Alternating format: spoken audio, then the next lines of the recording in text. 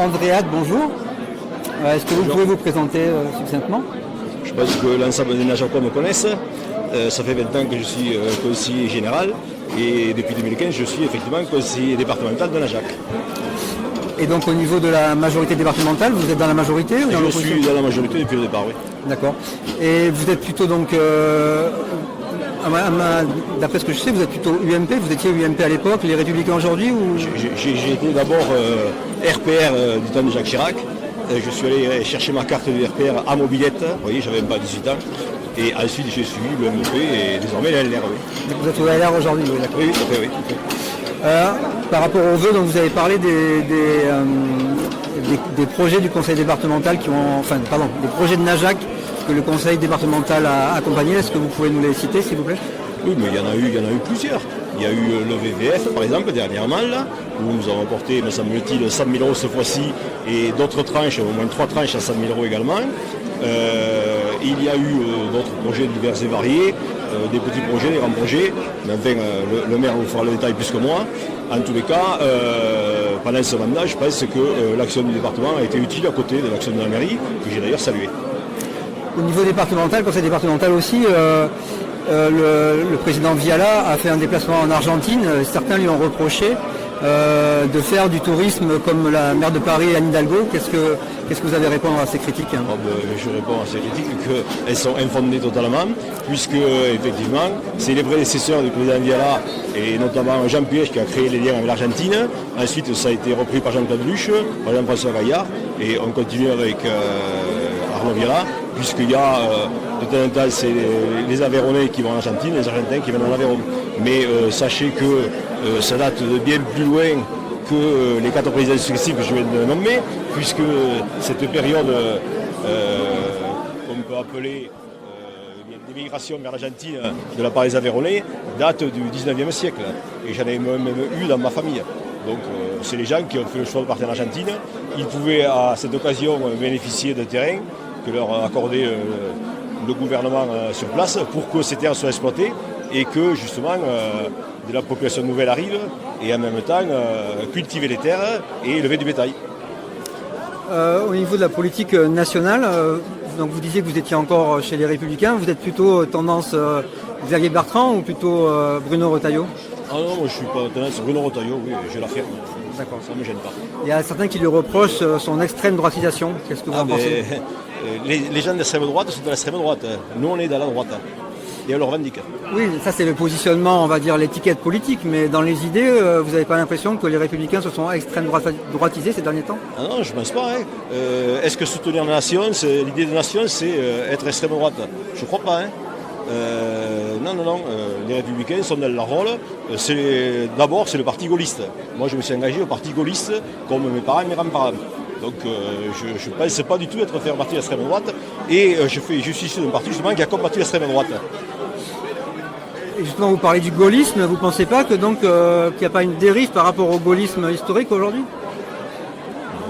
L'idée de grandeur de la nation, c'est pas une dérive par rapport au gaullisme. L'idée de sécurité, c'est pas une dérive par rapport au gaullisme. L'idée de souveraineté nationale, c'est vraiment dans l'axe du gaullisme. Et aujourd'hui, on s'en éloigne. Et la stigmatisation des personnes étrangères ou des musulmans en particulier, pour vous, c'est pas ça toujours c'est dans la droite ligne du gaullisme? Mais je ne pense pas que dans le parti gaulliste, il y a la stigmatisation des personnes étrangères. Moi, j'ai des amis qui sont d'origine étrangère, j'ai des amis qui sont de confession musulmane, j'ai des amis qui sont juifs, etc. Ça ne me gêne pas. Quand Bruno Retailleau dit « abat le voile », par exemple, ça ne vous pose pas de problème? Je pense, comme Bruno Retailleau, que le voile, dans certaines conditions, on n'a pas sa place. C'est-à-dire dans le sport, par exemple? Je ne sais pas s'il l'a dit à propos du sport ou pas. Si, c'était à propos du sport. Quoi qu'il en soit, quand on joue au sport, quand on fait du sport, on fait du sport. On n'est pas là pour afficher éventuellement des convictions religieuses. Bon, c'est comme ça.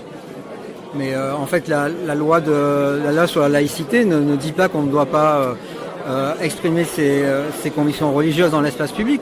C'est juste que l'État doit être neutre. Oui. Mais peut-être que justement Bruno Retailleau pense qu'il faut faire évoluer la loi. D'accord. Et vous êtes sur cette ligne-là aussi? Tout à fait, oui. Et une dernière question, je vous remercie pour vos réponses.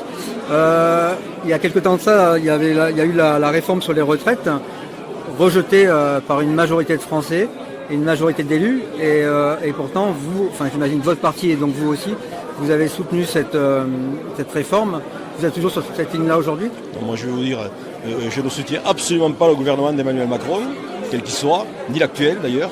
Croyez bien, je n'ai jamais soutenu, j'ai toujours combattu. Parce que M. Macron vient du socialisme, quoi qu'il en soit. Et d'autre part, la loi sur la retraite, je la soutiens, oui. Pourquoi? Parce que en fait, c'est une évidence que les conditions de vie s'améliorent et qu'il faut travailler plus longtemps, c'est tout. Et l'espérance de vie, heureusement, a progressé. Donc on peut considérer qu'en 1981, les gens travaillaient à 65 ans, c'était peut-être un peu beaucoup. Et je crois qu'aujourd'hui, quand même, 40 ans plus tard, 45 ans plus tard, on peut travailler jusqu'à 62 ans, 63 ans. En même temps, en parallèle, la productivité a augmenté. Donc, mais t'as bien. Oui, mais donc du coup, on pourrait imaginer que les gens partent plus tôt en même temps à la retraite. Oui, enfin, vous voyez bien qu'il y a un problème entre les cotisants et ceux qui reçoivent les allocations. Il faut résoudre ce problème qui est insoluble à l'heure actuelle. Puisqu'on ne veut pas de la retraite par capitalisation et on ne veut pas bouger les lignes sur l'âge de départ à la retraite. Alors forcément, ça coince. D'ailleurs, on le voit bien, il y a un déficit chronique du régime de retraite. On pourrait augmenter les cotisations patronales? Ah oui, mais les cotisations patronales, moi-même qui suis chef d'entreprise, au-delà de mon métier d'agriculteur, dans d'autres domaines, sachez que les cotisations patronales, elles augmentent tous les ans. Et là, elles viennent d'augmenter puisqu'on vient de prendre 1,4% de points de CSG en plus. Tout à l'heure dans vos vœux, excusez-moi, j'en ai encore une dernière, c'est vraiment la dernière. Mais allez-y, vous avez évoqué le fait que les plus pauvres étaient de plus en plus pauvres, oui, on va dire, et que les classes moyennes, vous avez dit, étaient de plus en plus taxées. Mais vous n'avez pas dit que les riches aussi étaient de plus en plus riches et de moins en moins taxés. Oui, mais ça, vous le dites vous-même, donc tout le monde le sait d'ailleurs. Ben non, mais vous l'avez pas dit, donc vous êtes d'accord avec ça? Vous pensez qu'il faut taxer plus les riches? Les très riches en tout cas? Je ne vais pas citer toutes les classes de la société. Enfin, il est évident qu'aujourd'hui, la politique qui est menée fait que les plus vulnérables sont toujours encore plus à la précarité, ils ne s'en sortiront pas, et que d'autre part, nous, ce que je considère, moi j'en fais partie, les classes moyennes, on est sans cesse surtaxés, on a des impôts supplémentaires, on a de plus en plus de normes, de plus en plus de contraintes administratives, etc. Et c'est cette France, la France qui travaille quand même, qui crée la richesse et l'emploi. Donc il y en a marre, voilà, tout simplement. Là, vous ne m'avez pas parlé des très riches, quoi. La taxe Zuckman, par exemple, que les Républicains ont rejeté, quoi. Non, mais la taxe Zuckman, moi je ne sais pas assez approfondi tout ça. Mais en tous les cas, je suis contre ce type de taxe, où on cible une catégorie d'individus. Bon, c'est comme ça.